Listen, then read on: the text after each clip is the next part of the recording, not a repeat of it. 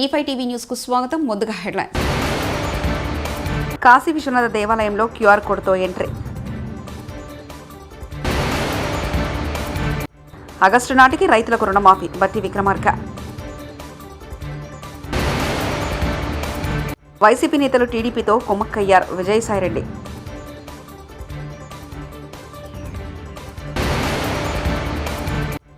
ప్రధాని మోదీ గుండెల్లో నేనున్న పవన్ కళ్యాణ్.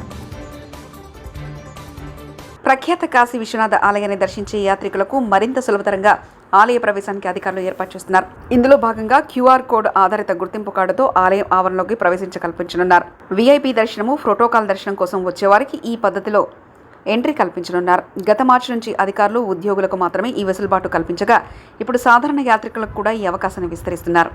జైలు నుంచి విడుదలయ్యాక జార్ఖండ్ ముఖ్యమంత్రి హేమంత్ సోరెన్ సోమవారం ఢిల్లీలో ప్రధాని నరేంద్ర మోదీని తొలిసారి కలిశారు. సీఎం పదవి చేపట్టాక ప్రధానితో జరిగిన తొలి సమావేశం ఇది. ఏడాది చివరిలో జార్ఖండ్లో అసెంబ్లీ ఎన్నికలు జరగనుండగా మోదీని కలవడం చర్చనీయాంశమైంది. అయితే మోదీతో సమావేశానికి సంబంధించిన ఫోటోలను సోరెన్ ఎక్స్లో షేర్ చేస్తూ మర్యాదపూర్వకంగా భేటీ అని తెలిపారు. రైతు భరోసా పథకం అమలుపై తెలంగాణ ప్రభుత్వం శరవేగంగా అడుగులు వేస్తుంది. రైతు భరోసా 5 ఎకరాలకు ఇవ్వాలా, 10 ఎకరాల వరకు ఇవ్వాలనే అంశంపై క్షేత్రస్థాయిలో రైతు సంఘాల అభిప్రాయాలను ప్రభుత్వం తెలుసుకుంది. ఉమ్మడి జిల్లాల వారీగా రైతు భరోసాపై ప్రభుత్వం వర్కుషాపులు నిర్వహిస్తున్న విషయం తెలిసిందే. రైతులతో సమావేశమై వారిచ్చే సలహాలు, సూచనలు కూడా మంత్రివర్గ ఉపసంఘం ఆచరణలోకి తీసుకుంటుంది. ఈరోజు వరంగల్లో రైతు భరోసాపై వర్క్షాప్ నిర్వహించారు. ప్రజాస్వామ్యబద్ధంగా ఎన్నికైన ప్రభుత్వాలను కూల్చేస్తారన్న వారే ధర్మం, ప్రజాస్వామ్యం గురించి మాట్లాడడం ఏంటని మంత్రి పొన్నం ప్రభాకర్ ఎద్దేవా చేశారు. కరీంనగర్ శాతవాహన యూనివర్సిటీలో ఏర్పాటు చేసిన వనమహోత్సవంలో పాల్గొని మొక్కలు నాటారు. అనంతరం మీడియాతో మాట్లాడారు. ఎంతమంది ఎమ్మెల్యేలతో రాజీనామా చేయించాలో చెప్పాలని భారస నేతలను పొన్నం డిమాండ్ చేశారు. కాంగ్రెస్ ప్రభుత్వాన్ని కూల్చుదామని చెప్పిందెవరని ప్రశ్నించారు. కాంగ్రెస్ ఇతర పార్టీల ఎమ్మెల్యేలను చేర్చుకోవాలన్న ఆలోచనలు తమకు లేదని పొన్నం ప్రభాకర్ స్పష్టం చేశారు. ప్రభుత్వాన్ని కూలుస్తామని అటు భాజపా, భారస నాయకులు బహిరంగంగా ప్రకటనలు చేస్తుంటే చూస్తూ ఊరుకుంటామా అని ప్రశ్నించారు. తాము ధర్మం తప్పడం లేదని, రాజనీతి చేస్తున్నామని పొన్నం ప్రభాకర్ స్పష్టం చేశారు. ప్రభుత్వాన్ని నడుపుకునేటువంటి సామర్థ్యం గల, శక్తి గల వాళ్ళంగా ప్రభుత్వాన్ని నిలబెడతామని వస్తున్నటువంటి శాసనసభ్యులు తీసుకుంటున్నాం. నీతి తప్పతలేం, నీతి మీరు తప్పిర్రు. ప్రజలతో ఎన్నికైన ప్రభుత్వాన్ని కూలగొడతా అన్నది మీరు, ప్రభుత్వం నిలవదని చెప్పింది మీరు, ప్రభుత్వాన్ని కాపాడుతామని వస్తున్న శాసనసభ్యులు వాళ్ళు. అర్థం చేసుకోవాలి. ఇలా ప్రజలు కూడా అర్థం చేసుకోండి. మేము ఎప్పుడన్నా డిసెంబర్ 3 తర్వాత మేము ఎవరైనా శాసనసభ్యుని తీసుకోవడానికి ఎక్కడన్నా ప్రొవోక్ చేసినామా? గిచ్చి, రెచ్చగొట్టి, ప్రభుత్వాన్ని కూలగొడతామని భయపెట్టి, చీల్చే ప్రయత్నం చేసి, నెగోషియేషన్ చేసి ఇవాళ మళ్ళీ మీరు మాట్లాడుతారు రాజనీతి, నీతి ఉన్నదా, నీతి బాహ్యంగా మాట్లాడుతూ ఉన్నారు. ఎవడు నీతి, ఎవడు రాజనీతి? మీరే కదా ప్రభుత్వాన్ని కూలగొడతా అన్నది. ప్రభుత్వాన్ని కాపాడుతామని చెప్పి వస్తున్నట్టు వాళ్ళు చేంజ్ చేసుకునే బాధ్యత మాకు. ప్రభుత్వం సామర్థ్యంగా 5 సంవత్సరాలు ప్రజలు ఇచ్చిన తీర్పుతో కాపాడుకునేటువంటి బాధ్యత మాకు లేదా? అరే వాళ్ళు వందానని నేను అడుగుతున్న. ముందుగా అసలు మేము చేంజ్ చేసుకోవడానికి మేము బేసిక్గా ప్రిపేర్ లేం. కానీ మా ప్రభుత్వం కూలగొడతా అంటుంటే ఎవరికి కూలగొట్టేటువంటి సాధ్యం లేకుండా చేసుకునేటువంటి బాధ్యత మాకుందా లేదా? ఆస్తులు నిన్న చెప్పిన ముఖ్యమంత్రి గారు ఎక్ఎంఎల్ఏషన్కి ఏం తక్కువ ఉన్నది, ఎవరికి ఏం తక్కువ ఉన్నది? ఆస్తుల కోసం ఆనాడు మీరు చెప్తేనేమో ఒక నీతి, మేము చెప్తే ఒక నీతి. ఆనాడు మీరు రాజకీయ పునరేకీకరణ, లేకపోతే రాజకీయాల్లో ఇంకో మాట, మీరు ఒక లాంగ్వేజ్ డిక్షనరీలో మీరు ఒక చెప్పారు. మేము చెప్తా ఉన్నాం మా ప్రభుత్వాన్ని నిలబెట్టడానికి వస్తున్నామని. ఆనాడు మీరు చెప్పిన తప్పైతే ఎవరు తప్పనుకోండి, మాకేం బాధలే. కానీ మా ప్రభుత్వం ఎటువంటి ప్రలోభాలు లేకుండా ప్రభుత్వాన్ని నిలబెట్టాలి. ఈ ప్రభుత్వం ప్రజాస్వామికంగా ఎన్నికైంది, ప్రజాపాలన జరుగుతోంది. గతంలో మంత్రులు, ఎమ్మెల్యేలు కూడా కలిసి అవకాశం లేకుండా నేతృత్వంగా నడిచింది. ఇవాళ ప్రజాస్వామిక ప్రభుత్వం నడుస్తుంది. ప్రజలు కూడా మంత్రులను కలవగలిగే, ముఖ్యమంత్రిని కలవగలిగే, అధికారులను కలవగలిగే, విన్నవించుకునే విధంగా ఒక వ్యవస్థ నడుస్తూ ఉన్నప్పుడు ఆ శాసనసభ్యులు గెలిచిన తర్వాత కూడా పోయి కలిస్తే కలవలేనటువంటి పరిస్థితుల్లో అవమానం ఎదుర్కోలేక ఇక్కడికి వస్తారు. నేనన్నా వాళ్ళే అన్నారు కదా కూలగొడతాను, ఎవరు అన్నారు? అన్నారా లేదా? బీజేపీ వాళ్ళు, బీఆర్ఎస్ వాళ్ళు. ఈవెన్ మన గౌరవ పార్లమెంటు సభ్యుడు ప్రభుత్వం కూలిపోతుందని ఇలా మాట్లాడితే, నీతి మాట్లాడితే ఎట్లా? నీతి ఉంటే అట్లా మాట్లాడతారా? ప్రభుత్వాన్ని కూలగొడతారా? ప్రభుత్వాన్ని కూలగొడతామంటారా? ప్రజాస్వామికంగా 65 కంఫర్టబుల్ మెంబర్సే కదా మాకు. మేము రాజకీయ నీతి చేస్తా ఉన్నాం. రాజ్యాంగం సంబంధించిన నీతి గురించి మాట్లాడితే దయ్యాలు వేదాలు వాళ్ళు ఇచ్చినట్టయితే కేటీఆర్ గారు. ఆయన మాట్లాడితే ఎట్లా? శాసనసభ్యుని రాజీనామా చేయించకుండా మంత్రి చేసుకున్న వాళ్ళు మా మీద మాట్లాడే హక్కు ఎక్కడిది?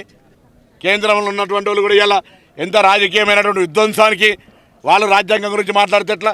అసలు రాజ్యాంగం అనేటువంటి దానికి ప్రధానికి రాజ్యాంగానికి సంబంధించి వైసీపీ ప్రభుత్వ హయాంలో రోడ్డుపైకి రావాలంటే భయమేసే పరిస్థితి ఉండేదని డిప్యూటీ సీఎం పవన్ కళ్యాణ్ విమర్శించారు. గతంలో సోషల్ మీడియాలో పోస్టు పెట్టాలంటే భయం, ఇంట్లో వాళ్ళపై కూడా దుర్భాషలాడిన పరిస్థితి చూశాం. 5 కోట్ల మంది ఒకటే అరాచక ప్రభుత్వాన్ని బుద్ధి చెప్పారు. ప్రధాని మోదీ గుండెల్లో నేనున్నా, ఆయన పక్కన నిల్చొని ఫోటో దిగాల్సిన అవసరం లేదు అంటూ పవన్ తెలిపారు. నేను ఎక్కడ కూడా ఎలక్షన్ టైంలో నేను ఉప ముఖ్యమంత్రి అవుతానని కానీ అసలు ఏమీ నేను మాట్లాడలేదు, దాని గురించి చెప్పలే. పదవులు ఉన్నా లేకపోయినా పని చేద్దాం, ప్రజల కోసం పనిచేద్దాం, నిలబడదాం, ఈ తప్పని తప్ప వేరే ఆలోచన లేదు. అలాంటి మనకి ఈరోజున మన ప్రభుత్వంలో భాగస్వామ్యం అవటం మనందరికీ కూడా చాలా పెద్ద బాధ్యత. మనం ఈ 21 మందిని కూడా మన ఎమ్మెల్యేలు కానీ మిమ్మల్ని కానీ కలవడానికి ఎందుకు ఇంత టైం పట్టింది అని అంటే, నేను ఎప్పుడు అధికారం నేను చూడలేదు, ఎమ్మెల్యేగా అడుగు పెట్టాల, అధికారం ఎప్పుడు చూడలే. ప్రజలతో పోరాటం చేసుకుంటూ వెళ్ళిపోయాను తప్ప ఎక్కడ కూడా అధికారం ఎలా ఉంటుంది, దాని తాలూ కష్ట నష్టాలు ఏంటి, దాని లోతుపాతు ఏంటి మనకి ఎప్పుడు తెలియదు. అసలు నాకు బాధ్యత తీసుకోగానే చాలా కీలకమైన శాఖలు మనం తీసుకున్నాం. సివిల్ సప్లైస్, అలాగే సినిమాటోగ్రఫీ, టూరిజం, దాంతోపాటు పర్యావరణం, అటవీ శాఖ, అలాగే పొల్యూషన్ శాఖ, పంచాయతీరాజ్, రూరల్ వాటర్ సప్లై, ఇన్ని కీలకమైన శాఖలు తీసుకున్నప్పుడు నాకు ఒకటే అనిపించింది, చాలా అవగాహన ఉండాలి. ప్రత్యేకించి శాఖలు కూడా నేను అందరూ అనుకోవచ్చు ఎందుకు పెట్టుకున్నాను నేను ఈ శాఖలన్నీ అంటే, ఇది నా మీద చాలా బాధ్యత ఉంది. పదే పదే మాట్లాడాను నేను, కొంత దాన్ని సంపూర్ణంగా కొంత ఒక విధి విధానాలు ఏర్పరిచిన తర్వాత సరైన సమయంలో బాధ్యతల నుంచి కూడా తప్పుకుంటాను, ఇంకెవరికైనా కూడా అప్పగించేస్తాను. కాకపోతే అది చేసే ముందు ఖచ్చితంగా విధి విధానాల మీద చాలా బలమైన ఒక విధి విధానాలు బలంగా ఏర్పరిచి ఆ బాధ్యతలు అప్పుడు అప్పచెప్తాను. అలాగే మనందరి మీద కూడా 5 సంవత్సరాల కాలం గిరుం తిరిగిపోతుంది, ఎక్కువ సమయం పట్టదు. అలాగే మన ఎమ్మెల్యేలందరికీ కూడా, పోటీ చేయని చోట్ల కూడా మన నాయకులందరికీ కూడా ఇది భవిష్యత్తు ఉన్న పార్టీ. అది మరి ఎంత బలంగా మనం చేయకపోతే దేశం మొత్తం మన వైపు చూసేలా చేసింది. దేశం మొత్తం ఈ రోజున ఎవరన్నా సరే దేశం మొత్తం మీద ఢిల్లీలో ఎక్కడికి వెళ్ళినా నన్ను పదే పదే పిలిచి గౌరవిస్తున్నారంటే అది మీ అందరూ చేసిన కష్ట ఫలితం. అది నేను ఒక్కడిని చేశానని కానీ, నేను ముందు నడిపించానేమో కానీ, నాతో పాటు నడవడానికి మీరందరూ ఉండి 21 మంది మనకి సభ్యుల్ని, 2 పార్లమెంట్ సభ్యుల్ని గెలిపించుకొని తీసుకెళ్ళటం ఆషామాషే విషయం కాదు. మన ఉదయ్ గారు కానీ, బాలశౌరి గారు కానీ మనం అడుగుతున్నారు నెక్స్ట్ పార్లమెంట్ సెషన్స్ ఉన్నాయి, ఏం మాట్లాడాలి అంటే ఉదయ్ గారు కూడా చెప్పారు, మీరు ముందు అవగాహన చేసుకోండి. కొందరు వైసీపీ నేతలు టీడీపీతో కుమ్మక్కారని రాజ్యసభ సభ్యుడు విజయసాయిరెడ్డి అన్నారు. వైసీపీ నేతలే తనపై తప్పుడు ఆరోపణలు చేశారని, ఒక ఆదివాసీతో తనకు సంబంధాలున్నాయని నిరాధారమైన విమర్శలు చేశారని మండిపడ్డారు. ఆదివాసీ మహిళకు ద్రోహం చేసేలా వ్యవహరిస్తున్నారన్నారు. తనకు వ్యతిరేకంగా అనైతికంగా కొన్ని మీడియా ఛానళ్లు దుష్ప్రచారం చేశాయని, చట్టానికి లోబై వాటిపై చర్యలు తీసుకుంటామన్నారు. కాన్ఫిడెన్షియల్గా ఎంక్వైరీ చేయాల్సినటువంటి ఒక అధికారి దాన్ని మీడియాకి ఎలా ఇస్తాడు? అధికారికి బుద్ధి లేదు, తీసుకునేటటువంటి మీడియాకి ఎలా బుద్ధి లేదని నేను ప్రశ్నిస్తా ఉన్నా. నిజానిజాలు ఒకవేళ తీసుకున్నారు, నిజానిజాలు అన్నటువంటివి తెలుసుకోకుండా విచక్షణారహితంగా ఉద్దేశపూర్వకంగా బహిర్గతం చేయడంలో కుట్రలో ఒక భాగంగా మీరు ఇలాంటివి టెలికాస్ట్ చేస్తారా అని నేను ప్రశ్నిస్తా ఉన్నా. ఈ యొక్క మీడియా ఒక సెక్షన్ ఆఫ్ మీడియాలో ఇవి ప్రసారం చేయనటువంటివి 4 ఛానల్స్. TV9 ప్రసారం చేయలేదు, 10 TV ప్రసారం చేయలేదు, సాక్షి ప్రసారం చేయలేదు, NTV ప్రసారం చేయలేదు. మిగతా అన్ని ఛానల్స్ ఏదో ఒక రకంగా ప్రసారం చేసినటువంటివే. మీరు ఒక్కసారి చూస్తే ఈ ఛానల్స్ అన్నీ కూడా ఒక సామాజిక వర్గానికి చెంది వెస్టెడ్ ఇంట్రెస్ట్ ఉన్నటువంటి ఛానల్స్ అన్నటువంటిది మీరు అర్థం చేసుకోవచ్చు. ఎవరు టెలికాస్ట్ చేశారన్నటువంటిది కూడా కానీ మీరు ఇంకా కొంచెం లోతుల్లో కానీ వెళితే ఆ యాంకర్స్ కూడా అదే సామాజిక వర్గానికి చెందినటువంటి వాళ్ళు అన్నటువంటిది చాలా స్పష్టంగా తెలుస్తూ ఉంది. ఇంకా ముందుకు రావాలి, ఇంకా ముందు విషయాలు ఉన్నాయి. ఒక వ్యక్తి చేసినటువంటి ఆరోపణలను దృష్టిలో పెట్టుకుని ఒక మహిళ క్యారెక్టర్ మీద దెబ్బతీస్తారా? ఒక మహిళ క్యారెక్టర్ మీద దాడి చేస్తారా? ఆ స్థానంలో నేను ఒక్కటే అడుగుతున్నా, ఒరేయ్ వంశీ, నీకు అమ్మ లేదా? నీకు అక్క లేదా? నీకు అమ్మ చెల్లెలు అక్క చెల్లెలకి తేడా తెలియదా? మీ అమ్మ మీద, మీ అక్క మీద, మీ చెల్లెల మీద ఎవరైనా ఇటువంటి ఆరోపణలు చేస్తే నువ్వు నిజంగా మనిషి అయి పుట్టి నీకు చీము నెత్తురుగా ఉంటే నువ్వు గమ్ముగా ఉంటావా అని నేను ప్రశ్నిస్తా ఉన్నా. వీడు డెఫినెట్గా సమాధానం చెప్పాలి ఈ విషయానికి. ఈ మారెళ్ల వంశీ అనేటటువంటి వాడు, ఆంధ్రజ్యోతి వెంకటకృష్ణ, టీవీ5 సాంబడు, వాళ్ళ పుట్టుక మీదనే నాకు అనుమానం ఉంది. నేను ఈరోజు చెప్తా ఉన్నా పత్రికాముఖంగా, ఒరేయ్ మీ పుట్టుక మీదనే నాకు అనుమానాలు ఉన్నాయిరా. మీ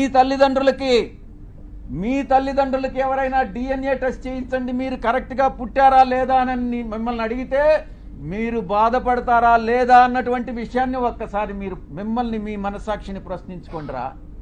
అత్యాచార నిందితులను వదిలే ప్రసక్తి లేదని, కఠినంగా శిక్షామిస్తామని ఏపీ హోంమంత్రి వంగలపూడి అనిత స్పష్టం చేశారు. ముచ్చుమరి కేసులో బాధిత మహిళా కుటుంబానికి 10 లక్షల నష్టపరిహారం అందజేయనున్నట్లు తెలిపారు. మరోచోట అత్యాచారానికి గురైన బాలిక పేరుతో 5 లక్షలు ఫిక్స్డ్ డిపాజిట్ చేస్తామని వెల్లడించారు. ఆడపిల్లలతో అసభ్యంగా ప్రవర్తించిన వారికి అదే చివరి రోజు అవుతుందని హెచ్చరించారు. అమరావతిలో ఆమె మీడియాతో మాట్లాడారు. మెయిన్ ఒకసారి మనం ఆలోచించుకోవాల్సిన అవసరం కూడా ఉంది.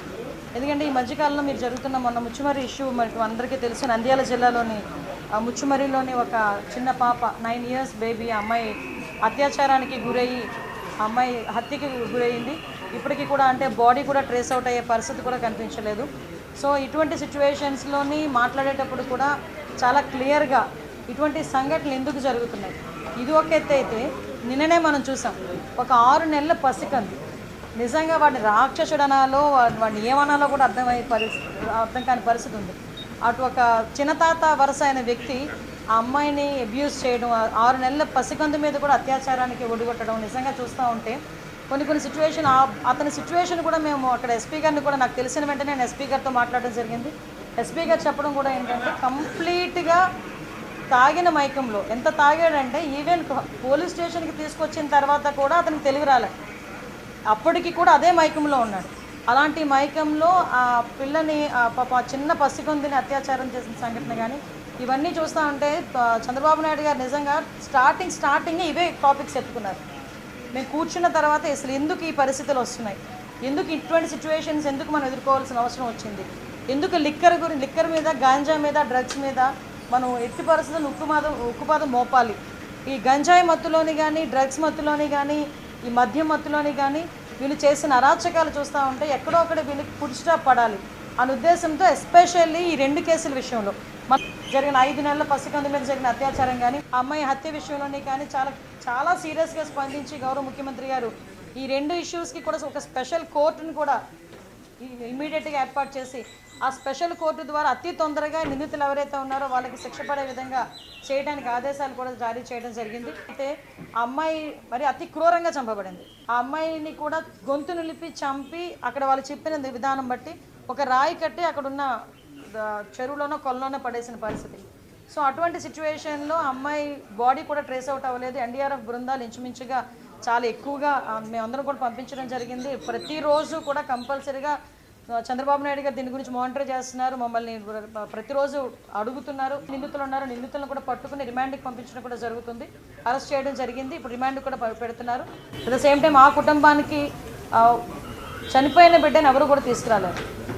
జస్ట్ వాళ్ళకి ఒక కాంపెన్సేషన్ విషయంలో ఒక 10 లక్షల రూపాయలు ఇవ్వాలని చెప్పి ఆ ముచ్చుమరి కేసులో మనకి 9 సంవత్సరాల ఆడబిడ్డకి ఏదైతే అన్యాయం జరిగిందో, అమ్మాయి హత్య గావించబడిందో ఆ కుటుంబానికి 10 లక్షల రూపాయలు. అదేవిధంగా ఇప్పుడు అత్యాచారానికి గురైన బాలిక ఉంది, బాలిక ఇన్ ద సెన్స్ పసికందు, ఆ పసికందుకి కూడా ఒక 5 లక్షల రూపాయలు ఫిక్స్డ్ డిపాజిట్ చేసి రేపు పొద్దున్న అమ్మాయికి ఉపయోగపడేటట్టుగా ఫిక్స్డ్ డిపాజిట్ చేయమని కూడా ఇప్పుడే సీఎం గారు ఆదేశాలు ఇచ్చారు. ఈ విషయంలో ఎలాంటి వాళ్ళైనా కూడా పగడ్బందీగా ఎట్టి పరిస్థితులను వదిలే ప్రసక్తి లేదు అని చెప్పి చాలా క్లియర్గా చెప్పడం జరిగింది. అట్ ద సేమ్ టైం ఈరోజు ఏదైతే గంజా విపరీతంగా పెరిగిపోయి, డ్రగ్స్ విపరీతంగా యూసెస్ పెరిగిపోయి, నకిలీ మద్యం తాగి కాశీ విశ్వనాథ దేవాలయంలో క్యూఆర్ కోడ్తో ఎంట్రీ. ఆగస్టు నాటికి రైతులకు రుణమాఫీ, బట్టి విక్రమార్క. వైసీపీ నేతలు టీడీపీతో కుమ్మక్కయ్యారు. విజయసాయిరెడ్డి